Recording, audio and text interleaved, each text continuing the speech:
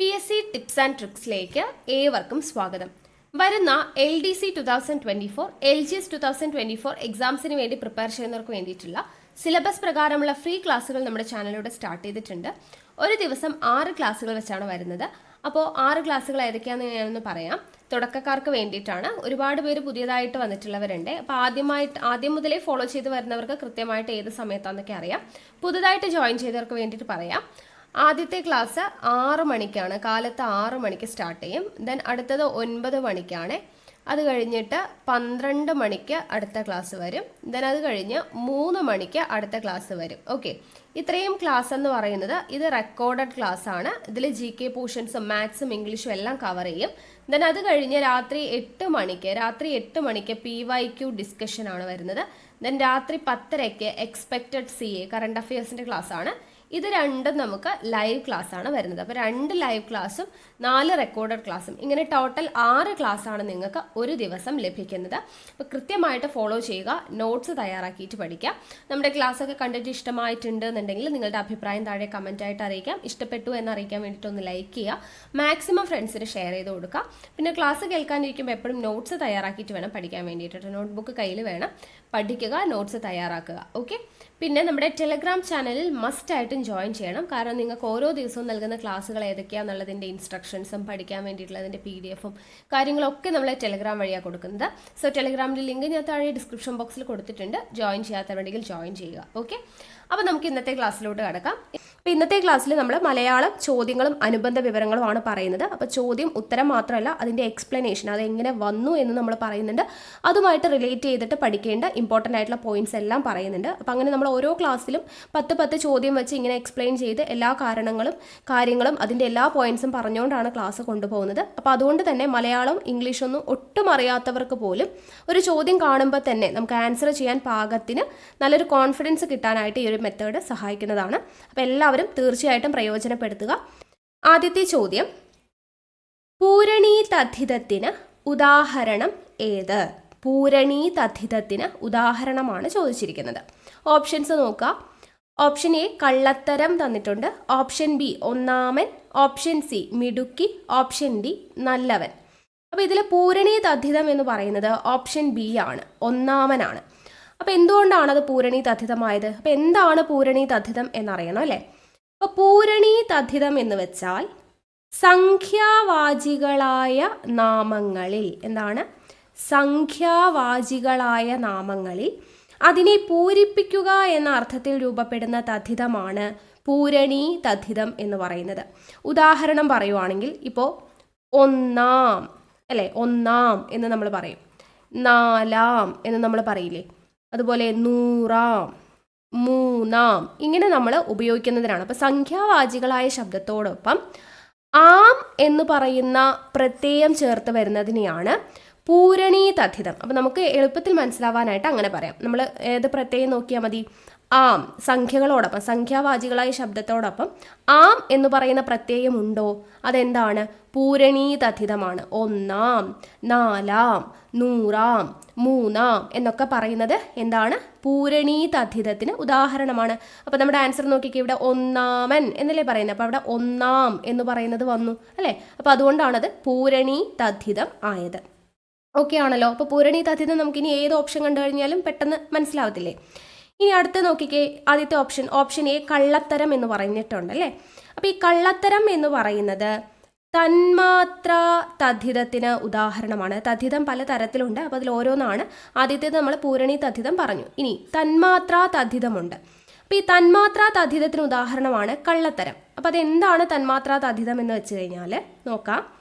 അനേകം ധർമ്മങ്ങൾ അല്ലെങ്കിൽ ഗുണങ്ങൾ ഉള്ള ഒരു വസ്തുവിൻ്റെ ഒരു ഗുണത്തെ അല്ലെങ്കിൽ ഒരു ധർമ്മത്തെ മാത്രം എടുത്തു പറയുന്നതിനെയാണ് തന്മാത്രാ തദ്ധിതം എന്ന് പറയുക. അത് ഡെഫിനിഷനാണ്. ഇനി അത് നിങ്ങൾക്ക് മനസ്സിലാവുന്ന രീതിയിൽ പറയുവാണെങ്കിൽ, ഇപ്പോൾ ഒരു കുട്ടിയെ നോക്കിയിട്ട് നമ്മൾ നല്ല സുന്ദരനാണ് എന്ന് പറയുകയാണ്. അപ്പോൾ അയാളുടെ കണ്ണ് നല്ല ഭംഗിയാണ് കാണാൻ, അല്ലെങ്കിൽ നല്ല മുടിയാണ്, അല്ലെങ്കിൽ നല്ല ചിരിയാണ്, നല്ല മൂക്കാണ്, നല്ല ചുണ്ടാണ്, അങ്ങനെ ഓരോ ഭാഗങ്ങളും നമ്മളിങ്ങനെ വർണ്ണിക്കുന്നതിന് പകരം അയാളെ കാണാൻ നല്ല സൗന്ദര്യം ഉണ്ട് എന്ന് നമ്മൾ പറഞ്ഞു കഴിഞ്ഞാൽ ആ സൗന്ദര്യത്തിൽ എന്തൊക്കെ ഉൾപ്പെടും? ഈ പറയുന്ന മുടിയും കണ്ണും മൂക്കും ചുണ്ടും എല്ലാം നല്ലതാണ് എന്നല്ലേ അർത്ഥം. കാണാൻ നല്ല സൗന്ദര്യമുണ്ട് എന്ന് പറഞ്ഞു കഴിഞ്ഞാൽ, അപ്പോൾ നമ്മൾ ഓരോ ഭാഗമായിട്ട് വർണ്ണിക്കുന്നതിന് പകരം മൊത്തത്തിൽ സൗന്ദര്യം ഉണ്ട് എന്ന് പറഞ്ഞു. അപ്പോൾ ഈ സൗന്ദര്യം എന്ന് പറയുന്നത് എന്താ? അത് തന്മാത്രാ തദ്ധിതത്തിന് ഉദാഹരണമാണ്. ഓക്കെ, ഇനി അടുത്ത എക്സാമ്പിളാണ് അതുപോലെ പുതുമ, അല്ലേ? പുതുമ. അപ്പോൾ ഈ വീട് കാണാൻ നല്ല പുതുമയായിട്ടുണ്ട് എന്ന് പറഞ്ഞു കഴിയുമ്പോൾ അതിലെല്ലാ കാര്യങ്ങളും ഒരു പുതുമയുള്ളതാണ്, അല്ലേ? പുതിയതാണ്, എല്ലാ കാര്യങ്ങളും പുതിയതാണ്. ഓരോന്നും പുതിയതാന്ന് പറയുന്നതിനേക്കാളും വീട് കാണുമ്പോൾ തന്നെ ഒരു പുതുമയുണ്ട് എന്ന് പറയുമ്പോൾ അതിൽ മൊത്തത്തിൽ നമുക്ക് ആ പുതിയതാന്നുള്ളത് മനസ്സിലാവും, അല്ലേ? പുതുമ. അതുപോലെ വെണ്മ, എക്സാമ്പിളാണ് വെണ്മ. മടയത്തം, അല്ലേ? മടയത്തം എന്ന് പറയുന്നത് എന്താണ്? അതും തന്മാത്രാ തദ്ധിതത്തിന് ഉദാഹരണമാണ്. കള്ളത്തരം, അല്ലേ? ഒരുപാട് എന്തെങ്കിലുമൊക്കെ കള്ളത്തരങ്ങൾ, ഒരുപാട് പ്രശ്നങ്ങളൊക്കെ ചെയ്തു കൂട്ടുന്നുണ്ടാവും. അതിന് മൊത്തത്തിൽ എന്ത് പറയും? മൊത്തത്തിൽ ഒരു കള്ളത്തരം ഉണ്ട്, അല്ലേ? ചെയ്യുന്ന കുറേ പ്രവർത്തികൾ പറയുന്നതിന് പകരം മൊത്തത്തിലൊരു കള്ളത്തരം ഉണ്ട് എന്ന് പറയുന്നത്. ഓക്കെ, അപ്പോൾ അതുപോലെ ഭോഷത്വം, ഇതൊക്കെ എന്തിന് ഉദാഹരണമാണ്? ഈ തന്മാത്രാ തദ്ധിതത്തിന് ഉദാഹരണമാണ്. അപ്പോൾ ഇത് എളുപ്പത്തിൽ മനസ്സിലാക്കാൻ വേണ്ടിയിട്ട് നമുക്ക് ഓപ്ഷൻ കാണുമ്പോൾ പെട്ടെന്ന് മനസ്സിലാവണം, അല്ലേ? അപ്പോൾ അതിന് വേണ്ടിയിട്ട് നമുക്ക് ചില പ്രത്യയങ്ങൾ, തന്മാത്രാ തദ്ധിതം, നമ്മൾ പൂരണി തദ്ധിതം മനസ്സിലാക്കാൻ വേണ്ടിയിട്ട് ആം എന്ന് പറയുന്ന പ്രത്യയം നോക്കിയാൽ മതി എന്ന് പറഞ്ഞു. അതുപോലെ തന്മാത്രാ തദ്ധിതത്തിന് ഉദാഹരണം നമുക്ക് പെട്ടെന്ന് ഓപ്ഷൻ കാണുമ്പോൾ മനസ്സിലാക്കാൻ വേണ്ടിയിട്ടുള്ള ചില പ്രത്യയങ്ങളുണ്ട്. മാ, മാ എന്ന് പറയുമ്പോൾ ഇവിടെ നോക്കിയേ പുതുമ, വെണ്മ, അല്ലേ? മാ എന്ന് പറയുന്ന പ്രത്യയത്തിൽ അവസാനിക്കുന്നുണ്ട്. അതുപോലെ ആയ്മ, ആയ്മ. അതുപോലെ തം, തം. ഓക്കെ, ഇവിടെ മടയത്തം, ഭോഷത്തം എന്ന് പറയുമ്പോൾ അവിടെ തം എന്ന് പറയുന്ന പ്രത്യയമാണ്, അല്ലേ? അതുപോലെ തന്നെ തരം, തരം. കണ്ടോ? കള്ളത്തരം, മണ്ടത്തരം എന്നൊക്കെ പറയുന്നത് തരം എന്ന് പറയുന്ന പ്രത്യയം. അതുപോലെ തനം. ഈ പ്രത്യയങ്ങളൊക്കെ കണ്ടു കഴിഞ്ഞാൽ നമുക്ക് എന്ത് മനസ്സിലാക്കാം?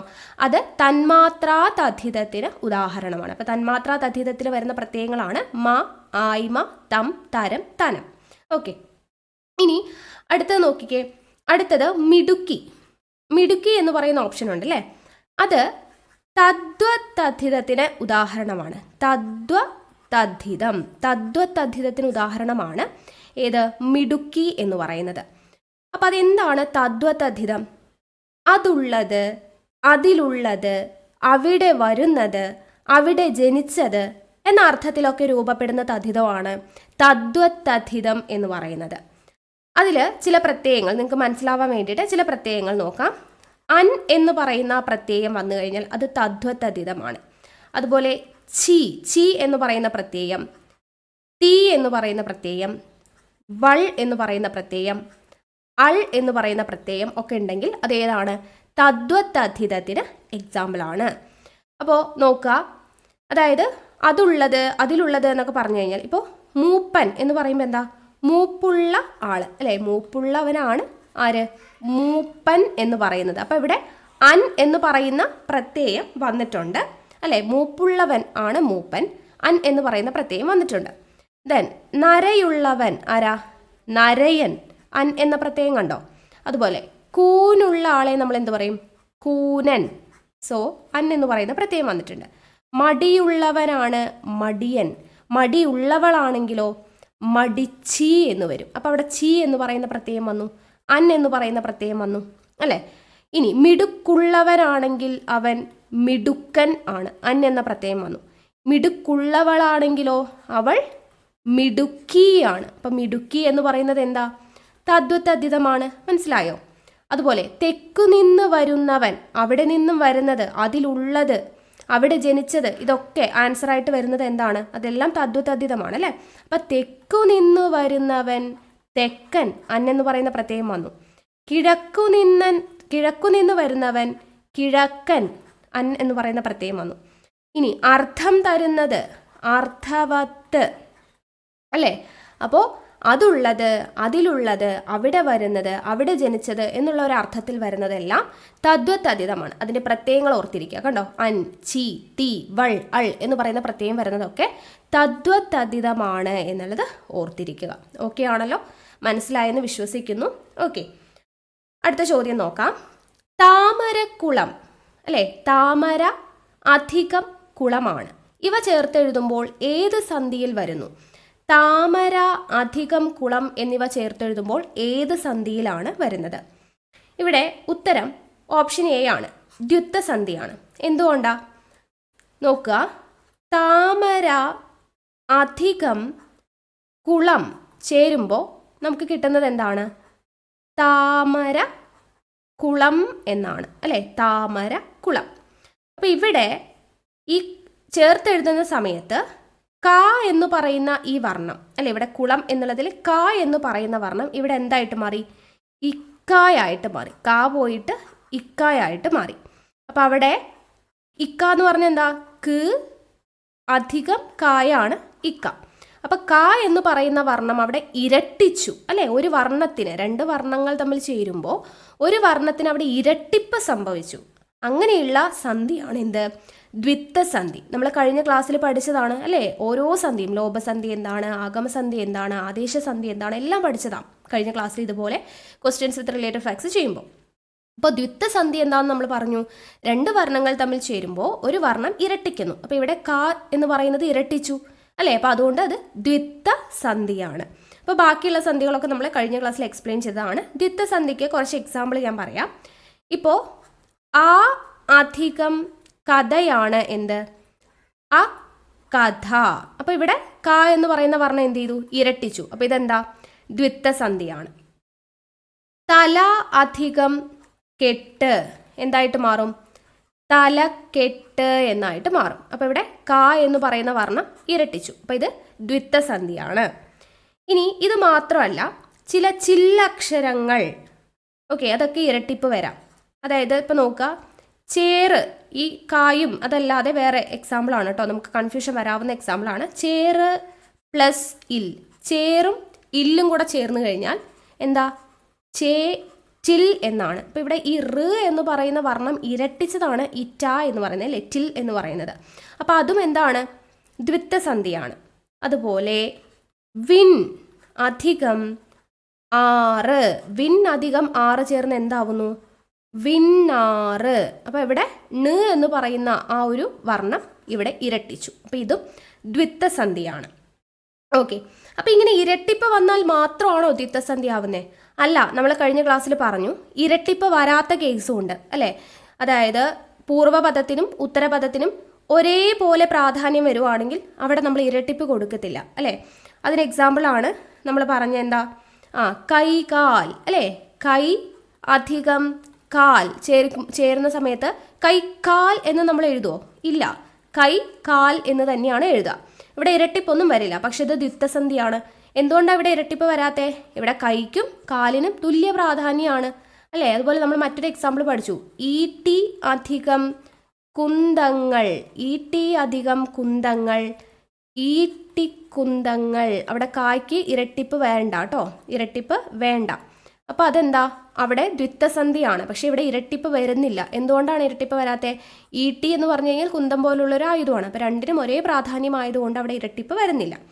അതുപോലെ നമ്മൾ പഠിച്ചിട്ടുണ്ടായിരുന്നു അടിപിടി, അടിപിടി. ഇതും അതുപോലെ തന്നെയാണ്, ഇരട്ടിപ്പ് വരത്തില്ല. അടി അധികം പിടി എന്താ? അടിപിടിയാണ്. സോ ഇരട്ടിപ്പ് വരില്ല.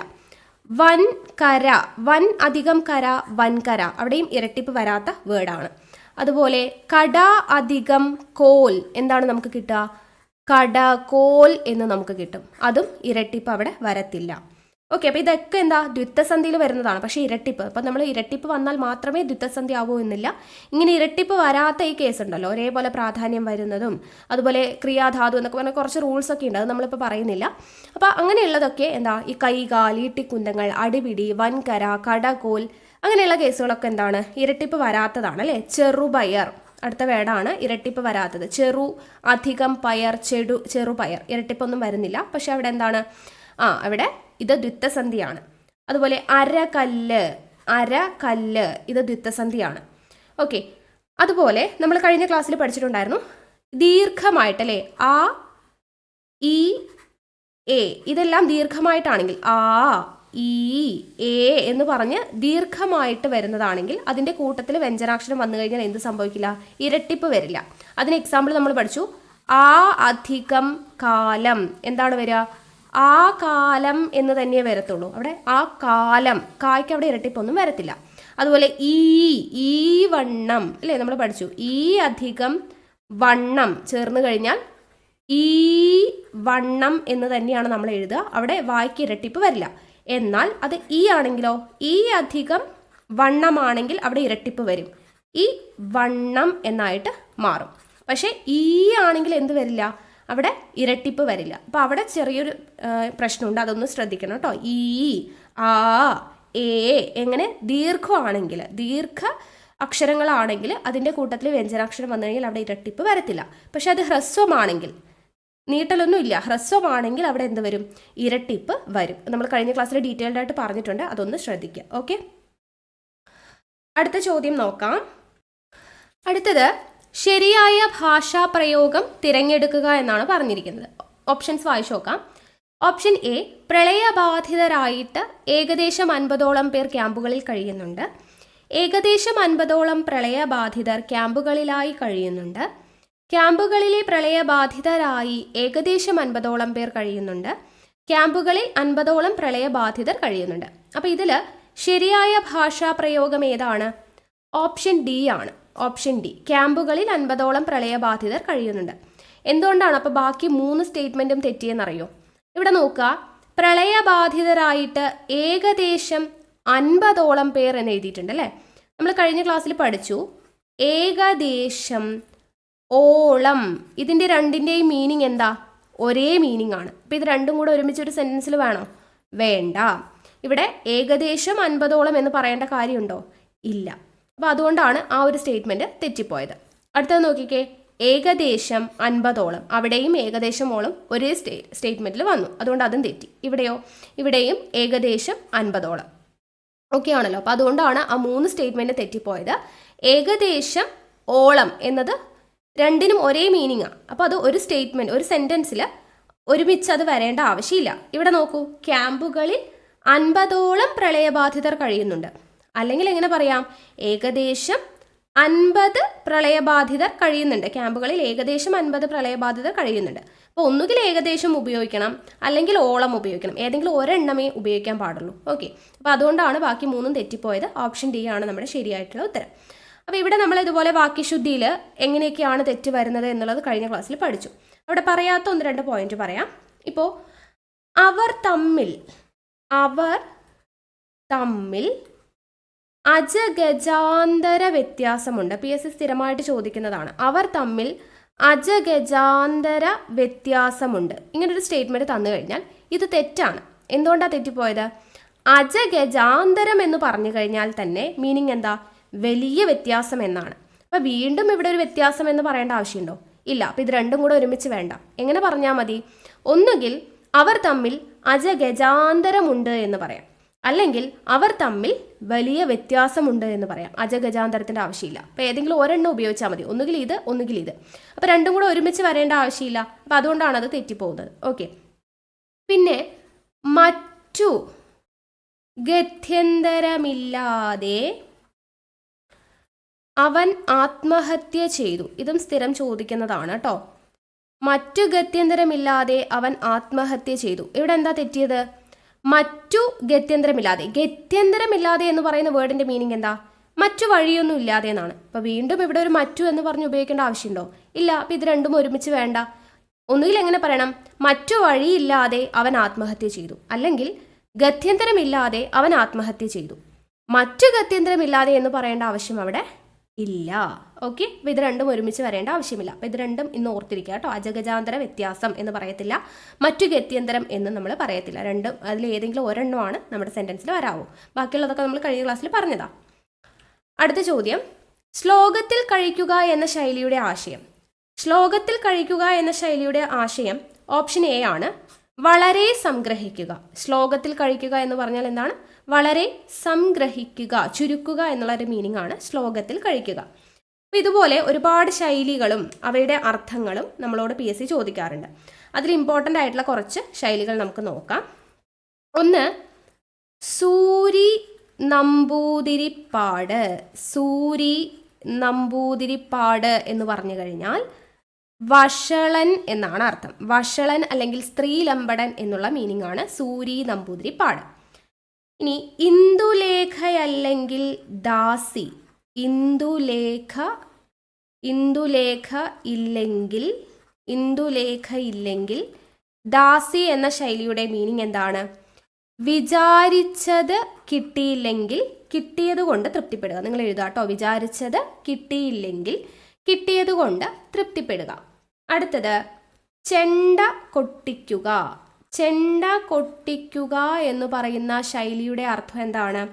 അപമാനിക്കുക, ചതിയിൽപ്പെടുത്തുക, കളിയാക്കുക എന്നുള്ള മീനിങ് ഒക്കെയാണ്. കൂട്ടുകാർ അവനെ ചെണ്ട കൊട്ടിച്ചു എന്ന് പറഞ്ഞു കഴിഞ്ഞാൽ അവനെ കളിയാക്കി എന്നുള്ളൊരു മീനിങ് ആണ്. അപ്പം അപമാനിക്കുക അല്ലെങ്കിൽ കളിയാക്കുക, ചതിയിൽപ്പെടുത്തുക എന്നുള്ള മീനിങ് ഒക്കെ ഉണ്ട്. ഏതിന്? ചെണ്ട കൊട്ടിക്കുക. അടുത്ത ശൈലിയാണ്, ഇതെല്ലാം PSC സ്ഥിരമായി ചോദിക്കുന്നതാണ് കേട്ടോ. ഇരുതല മൂരി. ഇരുതല മൂരി എന്ന് പറഞ്ഞു കഴിഞ്ഞാൽ ഏഷണി എന്നാണ് കേട്ടോ. ഏഷണി, നാരദൻ, ഇരുതല മൂരി എന്നൊക്കെ പറഞ്ഞു കഴിഞ്ഞാൽ എന്താണ്? ഇരുതല മൂരി, ഏഷണി എന്നുള്ളൊരു മീനിങ് ആണ്. ഇനി ഭരതവാക്യം. ഭരതവാക്യം, ഭരതൻ ആരാ? രാജാവാണ്. അപ്പോൾ ഭരതന്റെ വാക്യം, രാജാവിന്റെ വാക്യം എന്താ? അവസാന വാക്കാണ് അല്ലേ? അപ്പോൾ ദ എൻഡ്, അതിന്റെ ട്രാൻസ്ലേഷനും ചോദിക്കാറുണ്ട്, മീനിങ്ങും ചോദിക്കാറുണ്ട്. അപ്പോൾ ഭരതവാക്യം എന്ന് പറഞ്ഞു കഴിഞ്ഞാൽ ദ എൻഡ് ആണ്. ദ എൻഡ് അല്ലെങ്കിൽ അവസാന വാക്ക് എന്നുള്ളതാണ് അർത്ഥം വരുന്നത്. അടുത്തത് ഇല്ലത്തെ പൂച്ച. ഇല്ലത്തെ പൂച്ച എന്ന് പറഞ്ഞു കഴിഞ്ഞാൽ എവിടെയും പ്രവേശനമുള്ള ആൾ എന്നാണ് അർത്ഥം. ഇല്ലത്തെ പൂച്ചയുടെ മീനിങ് എന്താണ്? എവിടെയും പ്രവേശനമുള്ള ആൾ. അടുത്തത് ഏട്ടിലെ പശു. ഏട്ടിലെ പശു എന്ന് പറഞ്ഞു കഴിഞ്ഞാൽ ഇപ്പോൾ നമ്മുടെ പുസ്തകത്തിൽ ഒരു ഏടെന്ന് പറഞ്ഞു കഴിഞ്ഞാൽ പുസ്തകം, ഓക്കെ, അങ്ങനെ നമ്മുടെ പുസ്തകത്തിൽ ഒരു പശുവിൻ്റെ ചിത്രമുണ്ട്. അങ്ങനെ ഒരു പശുവിൻ്റെ ചിത്രം കൊണ്ട് നമുക്ക് വല്ല പ്രയോജനമുണ്ടോ? ആ പശു നമുക്ക് പാല് തരുമോ? ഇല്ല. അപ്പോൾ ഏട്ടിലെ പശു എന്ന് പറഞ്ഞു കഴിഞ്ഞാൽ പ്രയോജനമില്ലാത്ത, ഓക്കെ, പേപ്പറിലുണ്ട് പക്ഷെ അതുകൊണ്ട് നമുക്ക് പ്രയോജനമുണ്ടോ? ഇല്ല. അപ്പോൾ അതാണ് പ്രയോജനമില്ലാത്തൊരു കാര്യം. അതിനാണ് ഏട്ടിലെ പശു എന്നൊക്കെ പറയാം. നെക്സ്റ്റ് കാട് കയറുക. കാട് കയറുക എന്ന് പറഞ്ഞു കഴിഞ്ഞാൽ എന്താ? ഒളിച്ചോടുക എന്നുള്ളൊരു മീനിങ് ഒക്കെയാണ് കേട്ടോ. ഓക്കെ, കാര്യത്തിൽ നിന്നൊക്കെ ഒളിച്ചോടുക എന്നുള്ളൊരു മീനിങ് ആണ് കാട് കയറുക.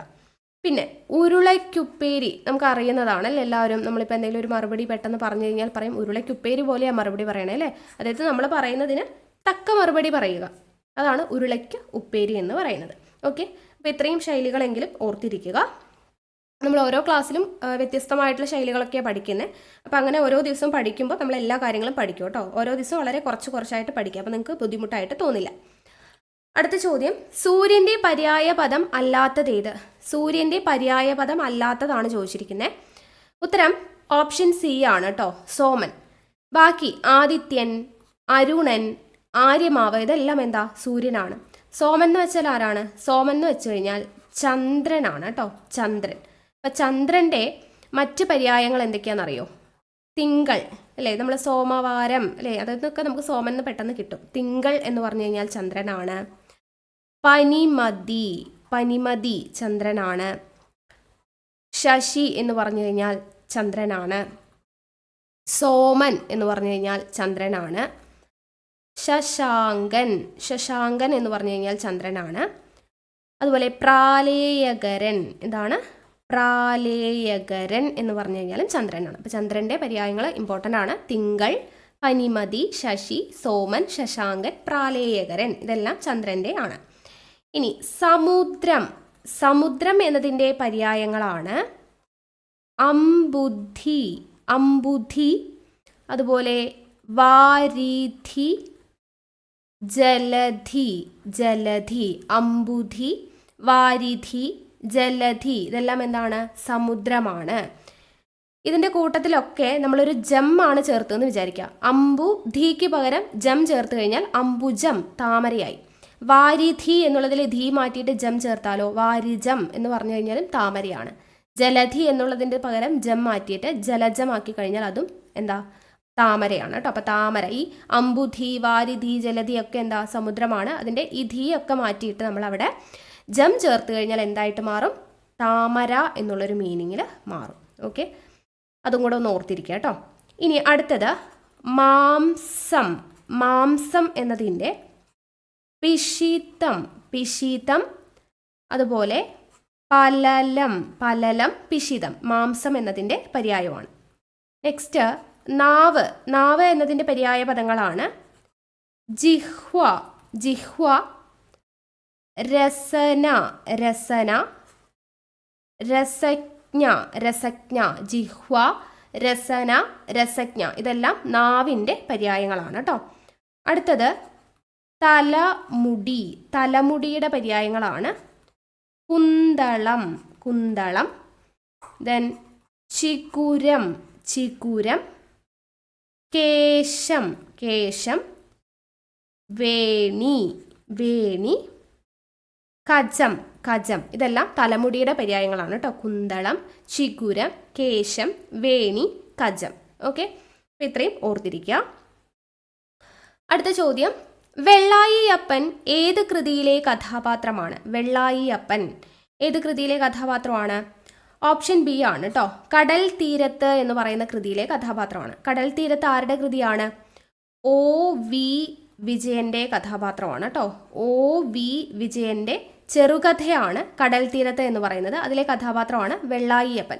അപ്പോൾ ഇത് നമ്മൾ കോഡ് ഉപയോഗിച്ചിട്ട് വീഡിയോ ചെയ്തിട്ടുണ്ടായിരുന്നു അല്ലേ. ഒ വി വിജയൻ്റെ കടൽ തീരത്ത് എന്ന് പറയുന്ന കൃതിയിലെ കഥാപാത്രമാണ് വെള്ളായി അപ്പൻ. നമ്മൾ എങ്ങനെയാണ് ഇത് ഓർത്തിട്ടുണ്ടായിരുന്നത്?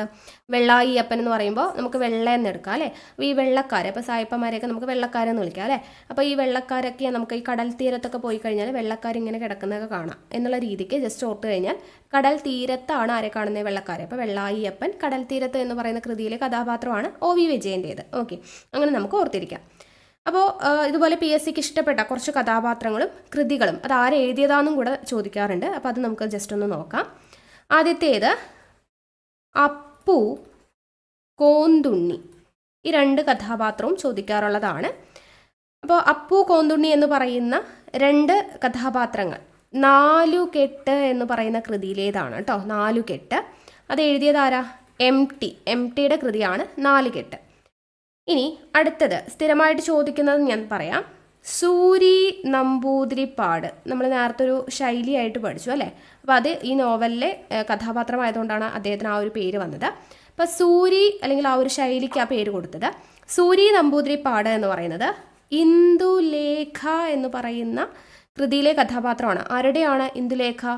ഒ ചന്തുമേനോൻ. ഒ ചന്തുമേനോൻ്റെ കൃതിയാണ് ഇന്ദുലേഖ. അതിലെ കഥാപാത്രമാണ് സൂരി നമ്പൂതിരിപ്പാട്. ഓക്കെ, ഇനി അടുത്തത് കോക്കാഞ്ചിറ മറിയം. നമ്മൾ ഈ കഥാപാത്രങ്ങളും കൃതികളും ഒക്കെ കോഡ് ഉപയോഗിച്ചിട്ട് വീഡിയോ ചെയ്തിട്ടുണ്ട്. അപ്പോൾ കാണാത്തവരുണ്ടെങ്കിൽ കാണാം കേട്ടോ. കോക്കാഞ്ചിറ മറിയം എന്ന് പറയുന്നത് അലാഹയുടെ പെൺമക്കൾ എന്ന് പറയുന്ന കൃതിയിലേതാണ്. അലാഹയുടെ പെൺമക്കൾ ആരുടെയാ? സാറാ ജോസഫിൻ്റെ കൃതിയാണ്. സാറാ ജോസഫിൻ്റെ കൃതിയാണ് അലാഹയുടെ പെൺമക്കൾ, കോക്കാഞ്ചിറ മറിയം എന്ന് പറയുന്ന കഥാപാത്രം. അടുത്ത ഇമ്പോർട്ടൻ്റ് ആണ് വിമല. വിമല എന്ന് പറയുന്ന കഥാപാത്രം മഞ്ഞ് എന്ന് പറയുന്ന കൃതിയിലെയാണ്. ആരുടെയാ? എം ടിയുടേതാണ് മഞ്ഞ്. നമ്മുടെ മലയിലൊക്കെയാണ് നമുക്ക് മഞ്ഞ് വീഴുക എന്നുള്ള രീതിക്കൊക്കെ നമ്മൾ കോഡ് വെച്ച് പഠിച്ചിട്ടുണ്ടായിരുന്നു. ജസ്റ്റ് അത് ആ വീഡിയോ ഒന്ന് കണ്ടു നോക്കുക കേട്ടോ. അടുത്തത് പപ്പു. പപ്പു ഓടയിൽ നിന്ന് എന്ന് പറയുന്ന കൃതിയിലെ കഥാപാത്രമാണ്. ഓടയിൽ നിന്ന് ആരുടേതാണ്? പി കേശവദേവാണ് അല്ലേ. പി കേശവദേവിൻ്റേതാണ് ഓടയിൽ നിന്ന്. അതുപോലെ അള്ളാപ്പിച്ച മൊല്ലാക്ക. അടുത്ത ഇമ്പോർട്ടൻ്റ് ആയിട്ടുള്ളതാണ് അള്ളാപ്പിച്ച മൊല്ലാക്ക എന്ന് പറയുന്ന കഥാപാത്രം ഖസാക്കിൻ്റെ ഇതിഹാസത്തിലേതാണ്. ഖസാക്കിൻ്റെ ഇതിഹാസം ആരുടെയാ? എല്ലാവർക്കും അറിയാം, ഒ വി വിജയൻ്റേതാണ് ഖസാക്കിൻ്റെ ഇതിഹാസം. നെക്സ്റ്റ് ചുടലമുത്തു. ചുടലമുത്തു എന്ന് പറയുന്ന കഥാപാത്രം ഏത് കൃതിയിലേതാണ്? തോട്ടിയുടെ മകൻ. തോട്ടിയുടെ മകൻ എന്ന് പറയുന്ന കൃതിയിലേതാണ്. ആരുടേതാണ് തോട്ടിയുടെ മകൻ? തകഴിയുടേതാണ്. തകഴിയുടെ കൃതിയാണ് തോട്ടിയുടെ മകൻ. നെക്സ്റ്റ് നീലകണ്ഠൻ. നീലകണ്ഠൻ ഏത് കൃതിയിലെയാണ്? എൻ മകജെ. എൻ മകജെ എന്ന് പറയുന്ന കൃതി ആരുടെയാ? അംബികാസുധൻ മങ്ങാടിൻ്റേതാണ്. അംബികാസുധൻ മങ്ങാടിൻ്റേതാണ് നീലകണ്ഠൻ എന്ന് പറയുന്ന കഥാപാത്രം. എൻ മകജെ എന്ന് പറയുന്ന കൃതിയിലേതാണ്. ഓക്കെ, ഇത്രയും ഓർത്തിരിക്കുക കേട്ടോ. അടുത്ത ചോദ്യം, നന്ദനാർ എന്നറിയപ്പെടുന്ന സാഹിത്യകാരൻ ആരാണ്? നന്ദനാർ എന്നറിയപ്പെടുന്നത് ആരാ? പി സി ഗോപാലനാണ്. P C Gopalan. ഇതും നമ്മൾ കോഡ് ഉപയോഗിച്ച് പഠിച്ചതാണ് അല്ലേ. അപ്പം നന്ദരാജാവിൻ്റെ പുത്രനാണ് ആര്? കൃഷ്ണൻ. അപ്പോൾ കൃഷ്ണൻ, ഗോപാലൻ എന്നുള്ളൊരു പേരൊക്കെ ഉണ്ടല്ലോ. അപ്പം ആ പേരൊക്കെ വെച്ച് നമ്മൾ ഓർത്തിട്ടുണ്ടായിരുന്നു. Nandanar, P C Gopalan. അപ്പോൾ പി എസ് സിക്ക് ഇഷ്ടപ്പെട്ട കുറച്ച് തൂലികാനാമങ്ങൾ നമുക്ക് നോക്കാം. ആദ്യത്തേത് വിലാസിനി സ്ഥിരം ചോദിക്കുന്നതാണ്. വിലാസിനി എന്ന തൂലികാനാമത്തിൽ അറിയപ്പെടുന്നത് എം കെ മേനോനാണ്. M K Menon. അപ്പോൾ ഈ മേനോന്മാരെന്നൊക്കെ പറയുമ്പോൾ കുറച്ചിങ്ങനെ വിലസി നടക്കുന്നവരാണ് എന്നുള്ള രീതിയിൽ ജസ്റ്റ് ഓർത്താൽ മതി കേട്ടോ. മേനോന്മാരെങ്ങനെയാണ്? വിലസി നടക്കുന്ന മേനോന്മാരാണ്. അപ്പോൾ Vilasini M K Menon. Next scenic. Scenic എന്ന തൂലികാനാമത്തിൽ അറിയപ്പെടുന്നത് എം വാസുദേവൻ നായരാണ്. എം വാസുദേവൻ നായരാണ്. അപ്പോൾ ഇത് ഞാൻ ഓർത്ത് വെച്ചിരിക്കുന്നത് എങ്ങനെയാണെന്ന് വെച്ച് കഴിഞ്ഞാൽ, ഈ എം ടി വാസുദേവൻ നായരെ നമുക്കറിയാം. എം ടി വാസുദേവൻ നായർ നമ്മുടെ സിനിമയ്ക്കൊക്കെ കഥ എഴുതുന്ന ആളാണ് അല്ലേ. എം ടി വാസുദേവൻ നായർ സിനിമയ്ക്കൊക്കെ കഥ എഴുതും, തിരക്കഥ എഴുതും. അപ്പോൾ അതിൽ സിനിമയ്ക്ക് കഥ എഴുതുന്നത് എം ടി ആണ്. അപ്പോൾ അതിൽ മായ എടുത്തു കഴിഞ്ഞാൽ ഇവിടുത്തെ ടിയും ഇല്ല. അപ്പോൾ സിനിക്കാണ്.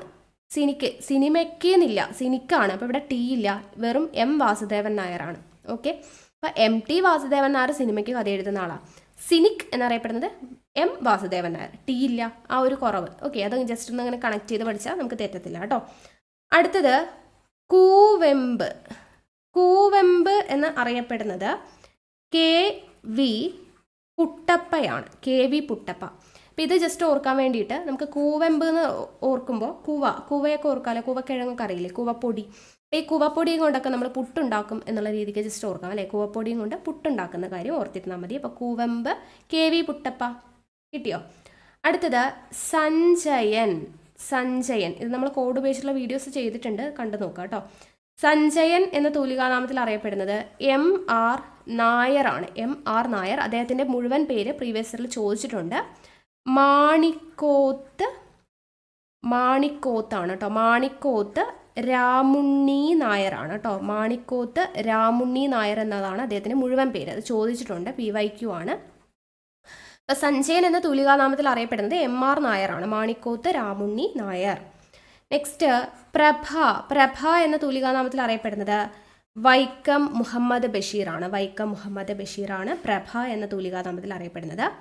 നെക്സ്റ്റ് ബോധേശ്വരൻ.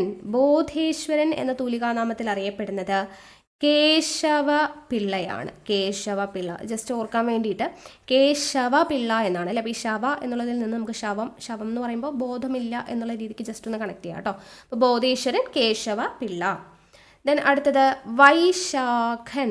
വൈശാഖൻ എന്ന തൂലികാനാമത്തിൽ അറിയപ്പെടുന്നത് എം കെ ഗോപിനാഥൻ നായർ.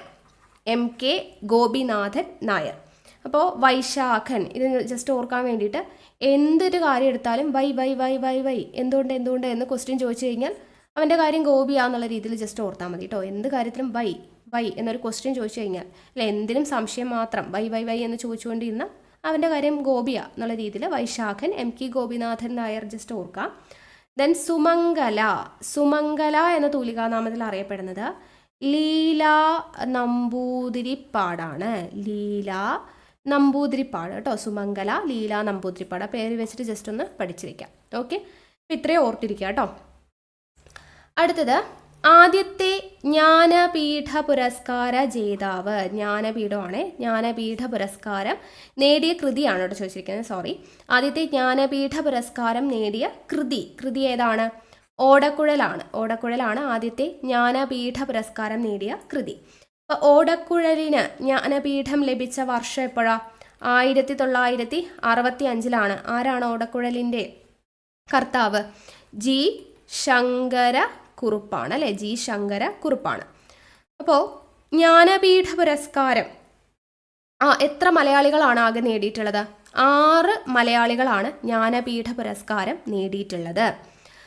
ആദ്യം നേടിയ ആളാണ് ജി ശങ്കരക്കുറുപ്പ് അല്ലേ. ആദ്യം നേടിയത് ജി ശങ്കരക്കുറുപ്പാണ്. ജി ശങ്കരക്കുറുപ്പാണ്. വർഷം 1965 ഓടക്കുഴൽ എന്ന് പറയുന്ന കൃതിക്കാണ്.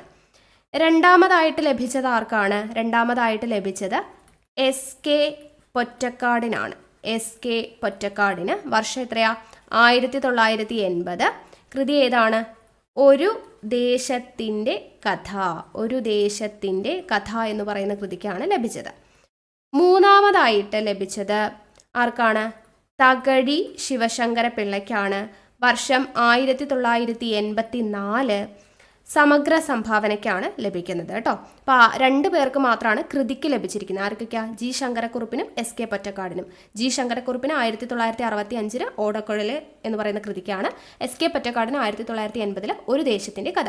അപ്പോൾ ഇതിൽ ജി ശങ്കരക്കുറുപ്പാണ് ആദ്യത്തെ ജ്ഞാനപീഠ ജേതാവ് എന്ന് പറയുന്നത്. അതുപോലെ ആദ്യത്തെ ജ്ഞാനപീഠ ജേതാവായിട്ടുള്ള മലയാളി ചോദിച്ചു കഴിഞ്ഞാലും ജി ശങ്കരക്കുറുപ്പ. ആദ്യത്തെ ജ്ഞാനപീഠ ജേതാവ് ചോദിച്ചു കഴിഞ്ഞാലും ആരാണ്? ജി ശങ്കരക്കുറുപ്പാണ് കേട്ടോ. ഇനി 4ാമത്തെ വ്യക്തി ആരാ? മലയാളി ആരാ? MT വാസുദേവൻ നായർ. 1995 അദ്ദേഹത്തിന് കിട്ടുന്നത്. അതും സമഗ്ര സംഭാവനയ്ക്കാണ് ലഭിക്കുന്നത്. ദെൻ 5ാമതായിട്ട് ലഭിച്ചത് ONV കുറുപ്പിനാണ്. 2007 ONV കുറുപ്പിന് ലഭിക്കുന്നത്. അതും സമഗ്ര സംഭാവനയ്ക്കാണ്. ദെൻ 6ാമതായിട്ട് ലഭിച്ചത് ആരാണ്? ലാസ്റ്റ് അക്കിത്തത്തിനാണ്. അക്കിത്തത്തിന് 2019 ലഭിച്ചത് സമഗ്ര സംഭാവനയ്ക്ക്. ഓക്കെ, അപ്പോൾ ഈ 6 പേരും വർഷവും ഇമ്പോർട്ടൻ്റ് ആണ്, ചോദിച്ചിട്ടുണ്ട് കേട്ടോ.